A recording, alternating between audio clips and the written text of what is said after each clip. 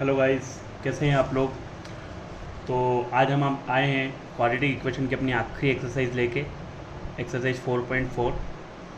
उसके पहले तक हमने जितने भी क्वेश्चंस थे एनसीईआरटी के वो हम पूरे कर चुके थे एक्सरसाइज 4.3 तक। आज हमारी लास्ट एक्सरसाइज है, आज हमारा क्वाड्रेटिक इक्वेशन कंप्लीट हो जाएगा। तो चलिए शुरू करते हैं। अब इसमें जो चीज़ पढ़ने की है, जैसे कि हमको इसमें पढ़ना नेचर ऑफ रूट्स के बारे में।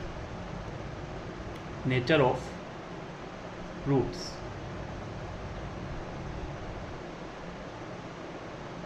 देखिए क्वाड्रेटिक इक्वेशन की एक बेसिक फॉर्म थी जो हमने पढ़ी थी, ax² plus bx plus c equal to 0। ये आपकी थी। यहाँ पे कंडीशन ये रहती है कि आपका जो कोफिशिएंट होता है x² का a, it must not be equal to 0। ठीक, उसके बाद हमने एक चीज़ पढ़ी थी कि अगर हमें किसी भी क्वाड्रेटिक इक्वेशन के रूट्स निकालने तो उसके लिए एक फॉर्मूला होता है, x equal to -b plus minus under root b² minus 4ac upon 2a। यह हमारा रूट्स फाइंड आउट करने का फॉर्मूला होता है। थर्ड चीज़ जो हमने पढ़ी थी वो इसमें हमने पढ़ी थी डिस्क्रिमिनेंट।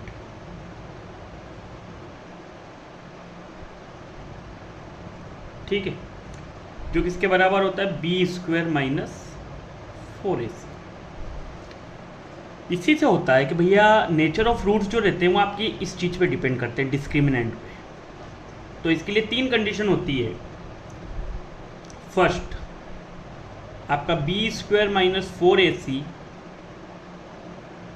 जो है वो ग्रेटर देन 0 हो। सेकंड, आपका b² minus 4ac equal to 0 हो। और थर्ड, आपका b² minus 4ac less than 0। ठीक है, मतलब ये जो आपकी वैल्यू है कहीं पे ग्रेटर देन 0 आएगी, कहीं इक्वल टू 0, कहीं less than 0।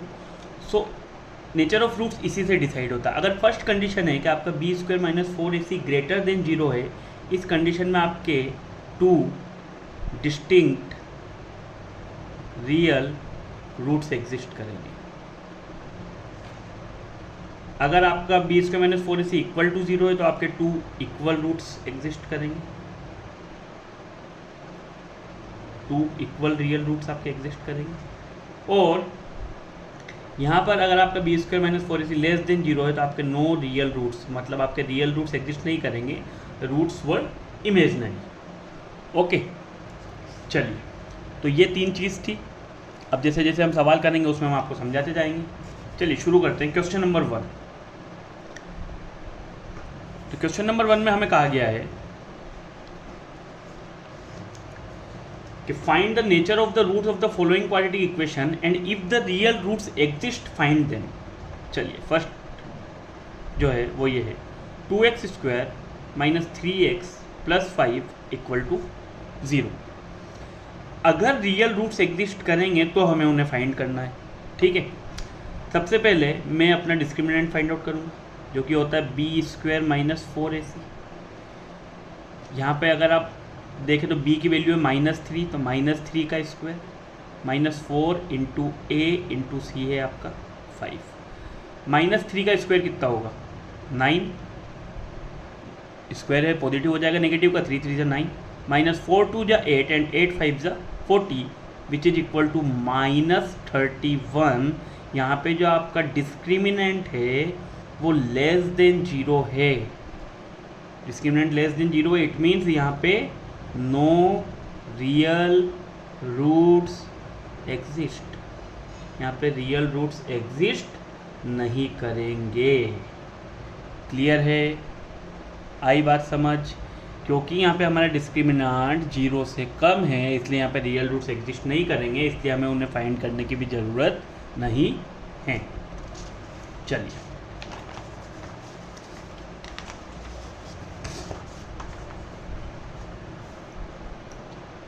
Second, 3x² minus 4 root 3x plus 4 equal to 0। Again discriminant किसके बराबर होता है b² minus 4ac। Value put कीजिए, what is the value of b, -4 root 3 का स्क्वायर माइनस 4, a की वैल्यू है 3 और c की वैल्यू है 4ac। माइनस का स्क्वायर है पॉजिटिव हो जाएगा, 4 का स्क्वायर होगा 16 और √3 का स्क्वायर हो जाएगा 3, 16 3 जा 48, माइनस 4 4 जा 16 एंड 16 3 जा 48 विच इज इक्वल टू 0। यहाँ पे आपका डिस्क्रिमिनेंट किसके बराबर है? 0 के बराबर है। इट मीन्स यहाँ पे कैसे रूट्स एग्जिस्ट करेंगे? 2 इक्वल रियल रूट्स यहाँ पे एग्जिस्ट करेंगे। चलिए सॉल्व करते हैं। अब हम इसको उसी फॉर्मूले से करते हैं ताकि आपका फॉर्मूला भी क्लियर हो जाए, है ना।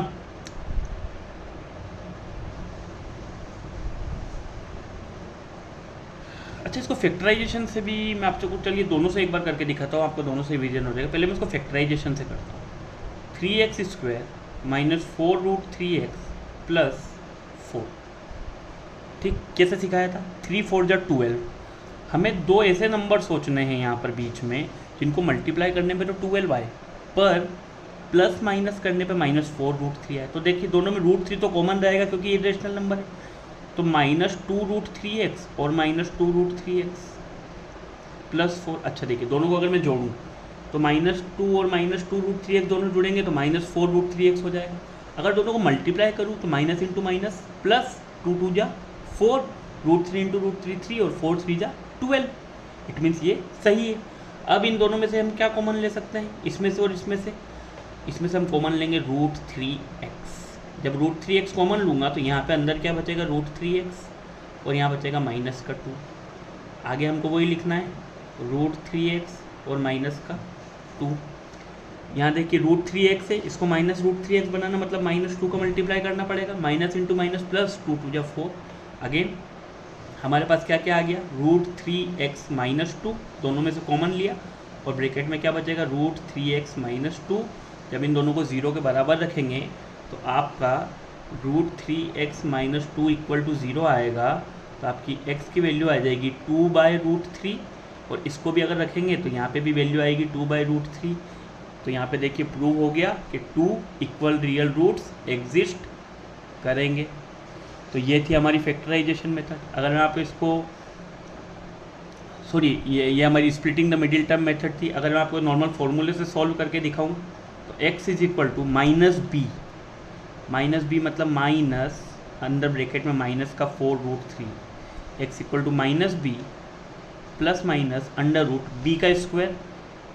b का स्क्वायर कितना होगा? b² - 4ac की वैल्यू तो हम यहाँ निकाल चुके हैं, तो वो हमारी कितनी आई थी? 0 अपॉन 2a। तो 2 into 3 2a is equal to minus into minus कितना होगा? प्लस का 4√3 अपॉन में कितना है? 6। सिंप्लीफाई कर लीजिए, 2 2 जा 4, 2 3 जा 6 और यहाँ आ जाएगा √3। अच्छा, यहाँ आंसर ऐसा क्यों आया, कोई बताएगा? और यहाँ पे ऐसा क्यों आया? क्या इसमें कोई डिफरेंस है? जी नहीं। जब भी हमें इस तरीके से कोई इरेशनल नंबर हमारा डेनोमिनेटर में रहता है तो हम हमेशा डेनोमिनेटर को एक नॉर्मल इंटीजर की टर्म में लाने के लिए उस सेम रेशनल नंबर का ऊपर नीचे मल्टीप्लाई कर देते हैं। 2 इंटू √3 2√3 और √3 इंटू √3 3। तो these are the same thing. तो आप कभी भी आंसर इस तरीके से लिखकर ना आए, आप इस तरीके से लिखकर आए तो वो भी आपका आंसर करेक्ट माना जाएगा, क्योंकि कभी भी डेनोमिनेटर में इरेशनल नंबर को इस तरीके से नहीं लिखा जाता है। सो ये देखिए मैंने दोनों मेथड से आपको करके बता दिया, ये हो गया आपका आंसर। क्लियर है? नेक्स्ट है आपका third, 2x² minus 6x plus 3 equal to 0। Again b² - 4ac हम फाइंड आउट कर लेंगे। b की वैल्यू है -6 का स्क्वायर, -4a है आपका 2 और c है आपका 3, 6 6 जा 36, -4 2 जा 8 एंड 8 3 जा 24। It is equal to 12। ये ग्रेटर देन 0 है। ग्रेटर देन 0 है मतलब 2 डिस्टिंक्ट रियल रूट्स आएंगे, 2 डिस्टिंक्ट रियल रूट्स आएंगे। ठीक है। अब अगर इसका मैं फैक्टराइजेशन करूं, तो किस तरीके से होगा बताएं, कैसे करना है? बताइए। चलिए यहाँ पे हम इसको फॉर्मूले से सॉल्व करते हैं। x is equal to minus b मतलब -6 plus minus under root b square minus 4ac की वैल्यू आ गई है 12 अपॉन 2a मतलब 2 2 जा 4 minus into minus 6 plus minus under root 12। अगर आप 12 का फैक्टराइजेशन करें तो आप उसको कैसे लिखेंगे, 2 इंटू 2 इंटू 3 अपॉन 4, दोनों में 2 कॉमन है, 2 बाहर आ जाएगा, सो आपका आ जाएगा 6 प्लस माइनस 2 रूट 3/4। तो ये आपके 2 डिस्टिंक्ट रियल रूट्स हो जाएंगे। एक की वैल्यू रहेगी 6 प्लस 2 रूट 3/4 और एक की वैल्यू रहेगी 6 माइनस 2 रूट 3/4। आप चाहे तो इन दोनों में से 2 कॉमन ले सकते हैं, तो आपकी जो वैल्यू बनेगी दोनों में से 2 कॉमन लेने के बाद वो बनेगी, दोनों में से अगर मैं 6 प्लस 2 रूट 3/4 आया था और 6 माइनस 2 रूट 3/4 आया था, दोनों में से अगर मैं 2 कॉमन ले लूँ तो वो बनेगा 3 प्लस रूट 3/2 और अगला आएगा 3 minus root 3/2 which is your answer. ठीक है, चलिए क्वेश्चन नंबर 2 की तरफ चलते हैं। इसमें हमें बोला है find the values of k for each of the following quadratic equation so they have 2 equal roots. हमें k की वैल्यू फाइंड आउट करनी है ताकि उसमें 2 इक्वल रूट्स हो। इसमें मैं आपको एक करके बताऊंगा और एक आप सॉल्व करेंगे, तो मुझे लगता है सेकंड वाला ज़्यादा टिपिकल है, तो वो मैं आपको करके बता देता हूँ। देखिए kx ब्रैकेट में x minus 2 plus 6 is equal to 0। पहले अगर मैं इसको ब्रैकेट सॉल्व कर लूँ kx into x it will be kx square minus 2kx plus 6 is equal to 0। ठीक है, चलिए हमें बोला है कि find the values of k for each of the following so they have 2 equal real roots. कैसे रूट्स है, 2 equal real roots. अभी हमने क्या पढ़ा था कि 2 इक्वल रियल रूट्स के लिए कंडीशन क्या रहती है कि बी स्क्वायर माइनस 4ac किसके बराबर हो, 0 के बराबर हो। यहाँ पे b की वैल्यू कितनी है, -2k, तो -2k का स्क्वायर माइनस 4a की वैल्यू कितनी है k और c की वैल्यू कितनी है 6 इज इक्वल टू 0। -2k का होल स्क्वायर 2 2 जा 4 k स्क्वायर माइनस 4 6 जा 24k इज इक्वल टू 0। अब आप चाहे तो दोनों में से क्या कॉमन ले सकते हैं, 4k। दोनों में से अगर मैं 4k कॉमन ले लूँ तो यहाँ कितना बचेगा, k minus 6 is equal to कितना हो जाएगा 0। 4k into k square 4 6 24। दोनों को अगर 0 के बराबर रखूँ तो k की वैल्यू कितनी आ जाएगी, k माइनस 6 इक्वल टू 0, तो k इक्वल टू कितना हो जाएगा 6। ये हो जाएगा आपका आंसर कि k की वैल्यू कितनी रखनी पड़ेगी हमको, 6। ठीक है, तो k की 2 वैल्यू भी आ सकती है। k इज इक्वल टू 0 रख दूंगा, तो अब देखिए 0 रख दूंगा तो ये तो पूरी टर्म ही 0 हो जाएगी। और अभी हमने क्या पढ़ा था कि जब भी क्वाड्रेटिक इक्वेशन होती है तो ये वाली जो टर्म रहती है कभी भी 0 नहीं होना चाहिए, मतलब एक्स स्क्वायर का कोफिशिएंट कभी भी 0 नहीं होना चाहिए, इसलिए k की वैल्यू कितनी आएगी 6। ठीक है, क्वेश्चन नंबर 3। क्वेश्चन नंबर 3 में बोला है is it possible to design a rectangular mango grove whose length is twice its breadth and area is 800 metre square. चलिए, if so find its length in breadth. तो हमको सबसे पहले ये determine करना है कि भैया ऐसा पॉसिबल है या नहीं, जहाँ पे लेंथ कितनी है ट्वाइस हो ब्रेड्थ की। तो हम मान लेते हैं कि let breadth is x and length is 2x और एरिया जो दिया है उस रेक्टेंगुलर मैंगो ग्रोव का वो दिया है 800 मीटर स्क्वायर। क्लियर है, चलिए एरिया ऑफ रेक्टेंगल क्या होता है, एरिया ऑफ रेक्टेंगल होता है लेंथ इंटू ब्रेड्थ होता है। एरिया है 800, लेंथ है x और ब्रेड्थ है 2x। ठीक है, x इंटू 2x कितना हो जाएगा, 2x square is equal to 800 हो जाएगा। 2 से अगर इसमें डिवाइड कर दो तो x square is equal to कितना आ जाएगा 400 हो जाएगा। तो x square minus 400 is equal to हो जाएगा 0। ये क्वाड्रेटिक इक्वेशन बन गई है। यहाँ पे सिर्फ हमारी जो x वाली टर्म नहीं है तो वो तो चलता है कि कभी भी x स्क्वायर वाली टर्म अगर है तो क्वाड्रेटिक इक्वेशन होगी। तो इसको मैं कैसे लिख सकता हूँ, देखिए यहाँ पे आ गया x स्क्वायर माइनस 400 आ गया इज इक्वल टू 0। अच्छा, x का स्क्वायर है ये, और ये किसका होगा स्क्वायर? 20 का स्क्वायर। अब एक फॉर्मूला होता है a square minus b square is equal to a plus b into a minus b, होता है।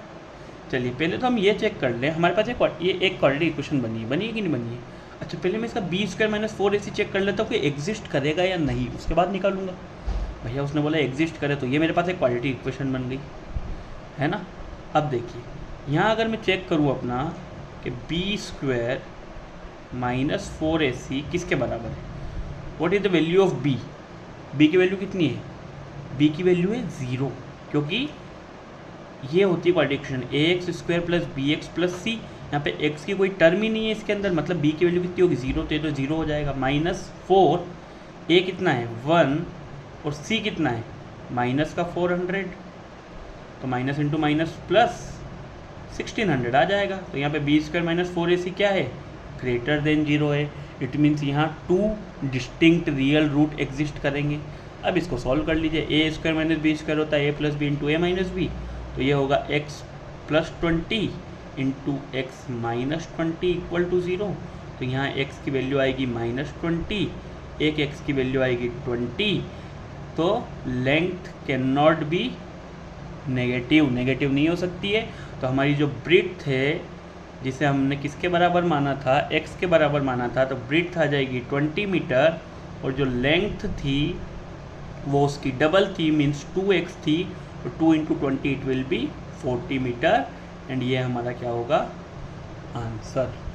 क्लियर है? समझ आ रहा है? चलिए नेक्स्ट क्वेश्चन नंबर 4 बोला है is the following situation possible, if so determine there present ages. Again अगर वो सिचुएशन पॉसिबल होगी तो हमें उनके प्रेजेंट एजेस फाइंड आउट करनी है। The sum of the ages of 2 friends is 20 years. 2 friend की जो एजेस है उनका सम 20 ईयर्स है। तो हम माने कि लेट फर्स्ट जो फ्रेंड है उसकी एज है x ईयर्स, और जो सेकंड फ्रेंड है उसकी एज है y ईयर्स। गिवन क्या है हमको कि उनकी जो एजेस का सम है वो 20 ईयर्स है। It means according to question में ऐसे लिख सकता हूँ कि x plus y is equal to 20। दोनों की जो एज है उनका सम 20 ईयर्स है। यहाँ से अगर मैं y की वैल्यू निकाल लूँ तो वो किसके बराबर हो जाएगी? वो हो जाएगी 20 माइनस एक्स, हो जाएगी 20 माइनस एक्स। y की वैल्यू किसके बराबर हो जाएगी? 20 माइनस एक्स। ठीक है। अब उसके बाद क्या बोला है? 4 years ago the product of their edges in years was 48। 4 years ago क्या बोला है? 4 ईयर्स अगो, 4 साल पहले इसकी एज कितनी होगी? x माइनस 4 होगी, और इसकी एज कितनी होगी y की? 20 माइनस एक्स माइनस 4। भैया बोल रहा है 4 ईयर्स अगो। अगो मतलब होता है पहले, पहले मतलब जो अभी एज है उसमें से 4 ईयर्स दोनों में क्या कर देंगे? माइनस कर देंगे। तो 4 years ago the product of their edges was 48, ऐसा बोला है। अब इसको सॉल्व कर लेते हैं। x माइनस 4, 20 माइनस 4 कितना होता है? 16 minus x is equal to 48। x into 16, 16x, plus into minus, minus x into x, x square, plus into minus, minus 16 4 जा 64, minus into minus, plus 4 into x, 4x is equal to 48। अब देखिए minus का x square, minus का x square, 4x plus का 16x plus का, दोनों को add कर देंगे 20x हो जाएगा, और यहाँ है माइनस का 64 इज इक्वल टू 48। इनको हम सबको इस तरफ ले जाएंगे ताकि हमारा जो एक्स स्क्वायर का कोफिशिएंट है वो पॉजिटिव हो जाए। तो माइनस का एक्स स्क्वायर इधर जाके कैसा हो जाएगा? इक्वल टू की तरफ प्लस का 20x इधर जाके कैसा हो जाएगा? माइनस का 64 इधर जाके कैसा हो जाएगा? प्लस का 64 and plus 48 is equal to 0। X square minus 20x plus 60 और 40 100, 108 एंड 112 इक्वल टू 0। अब दो ऐसे नंबर सोचने हैं कि जिनको मल्टीप्लाई करने पे तो कितना है? 112, और प्लस माइनस करने पे आए 20। है ऐसा कोई नंबर? दिमाग में आ रहा है? बोलिए, किसी को दिमाग में आ रहा है क्या? नहीं आ रहा है? चलो कोई बात नहीं। एक्स स्क्वायर माइनस 20x और प्लस 112, हम इसको नॉर्मल फार्मूले से सॉल्व करते हैं। पहले तो b square minus 4ac check करेंगे एग्जिस्ट करेगा कि नहीं। बी स्क्वायर माइनस 4ac की वैल्यू निकालनी पड़ेगी। बी कितना है? माइनस 20 का स्क्वायर माइनस 4, ए कितना है 1 और सी कितना है 112 है। माइनस 20 का स्क्वायर कितना होगा? 400 माइनस 4 का मल्टीप्लाई अगर इसमें करूँ 4 2 जा 8, 4 1 जा 4 एंड 4 1 जा 4, कितना आ गया? Minus 48 which is less than 0। यहाँ पर नो रियल रूट्स एग्जिस्ट, ये कंडीशन पॉसिबल नहीं है। तो यहाँ पे हम उनकी एज फाइंड आउट नहीं कर सकते हैं। क्लियर है? बात समझ आ गई? चलिए क्वेश्चन नंबर 5। तो इससे पहले कि हम सॉल्व करना चालू करें, जैसे सवालों में हमें चेक कर लेना है कि भैया फैक्टराइजेशन करने या सीधा अपना टाइम वहाँ पे नहीं लगाना है। We must have to check b square minus 4ac कि उसकी वैल्यू इक्वल टू 0 है, ग्रेटर देन 0 है या लेस देन 0 है। चलिए अगला बोला है, is it possible to design a rectangular park, rectangular park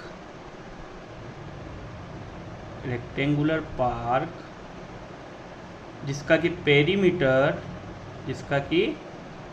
perimeter 80 metre हो और जिसका एरिया 400 मीटर स्क्वायर हो। क्या ऐसा पॉसिबल है? और if so find length and breadth. चलिए हम मान लेते हैं कि late length is x and breadth is y। ठीक है, पेरीमीटर क्या होता है अकॉर्डिंग टू क्वेश्चन? पेरीमीटर होता है 2 इंटू लेंथ प्लस ब्रेड्थ होता है। Perimeter of rectangle 2 into length plus breadth. ये किसके बराबर है? 80 के बराबर है। 2 लेंथ कितनी है x और ब्रेड्थ कितनी है y which is equal to 80। 2 multiply में या डिवाइड में जाएगा तो x प्लस वाई किसके बराबर हो जाएगा? 40 के बराबर हो जाएगा। तो यहाँ से अगर मैं y की वैल्यू निकालना चाहूँ तो वो कितनी आ जाएगी? 40 माइनस एक्स आ जाएगी। प्लस का x इधर जाके माइनस हो जाएगा, तो मैं y को कितना लिख सकता हूँ बेटा? 40 माइनस एक्स। ठीक है, अब हमें क्या दिया हुआ है? हमें दिया हुआ है कि एरिया जो है वो 400 मीटर स्क्वायर के बराबर है। तो एरिया ऑफ रेक्टेंगल क्या होता है? Length into breadth. ये 400 के बराबर है। लेंथ कितनी है मेरी?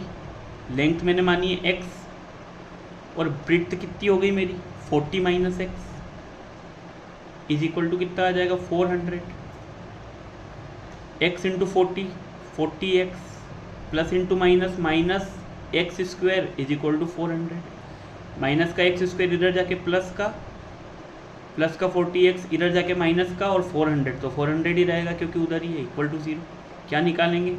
बी स्क्वायर माइनस 4ac निकालेंगे। बी स्क्वायर मतलब ये आपका माइनस 40 का स्क्वायर, तो माइनस 40 का स्क्वायर माइनस 4, ए की वैल्यू है 1 और सी की वैल्यू है 400। नेगेटिव को स्क्वायर क्या होगा? पॉजिटिव। 40 का स्क्वायर कितना होता है? 1600 minus 4 into 400 1600 which is equal to 0। B square minus 4ac किसके बराबर आया? 0 के बराबर आया। It means 2 equal roots exist करेंगे, 2 इक्वल रियल रूट्स एग्जिस्ट करेंगे यहाँ पर। ठीक है, चलिए ये थी मेरी इक्वेशन, इसको सॉल्व कर लेंगे। X square minus 40x plus 400 equal to 0। Factorize करता हूँ तो देखिए 20x और 20x को अगर जोड़ूँ नेगेटिव को तो माइनस 40x होगा, अगर मल्टीप्लाई करूँ तो minus into minus plus and 20 into 20 400। ये होगा फैक्टराइजेशन। दोनों में से कॉमन ले लिया x कॉमन ले लिया तो ब्रैकेट में बचा x माइनस 20। आगे भी लिख देंगे x माइनस 20। इसको 20x बनाने के लिए माइनस का या माइनस 20 का मल्टीप्लाई कर देंगे इक्वल टू 0। तो x माइनस 20 x माइनस 20 दोनों इक्वल टू 0 रहेंगे। आपकी दोनों तरफ x की वैल्यू आ जाएगी 20 एंड 20, आ गए दो इक्वल रियल रूट्स। तो हमने लेंथ को माना था कितना x और ब्रीथ थी हमारी 40 माइनस एक्स। ठीक, तो देखिए लेंथ हमारी थी x, तो वो हो गई हमारी 20 मीटर, और ब्रीथ थी हमारी 40 माइनस एक्स, तो वो हो जाएगी, वो भी 20 मीटर हो जाएगी। ठीक है, तो ये हो जाएगा हमारा answer. So this is all about the quadratic equation. आज हमारा क्वाड्रेटिक इक्वेशन कंप्लीट हो गया। अब हम नेक्स्ट वीडियो में अर्थमेटिक प्रोग्रेशन पढ़ना चालू करेंगे। Thank you so much.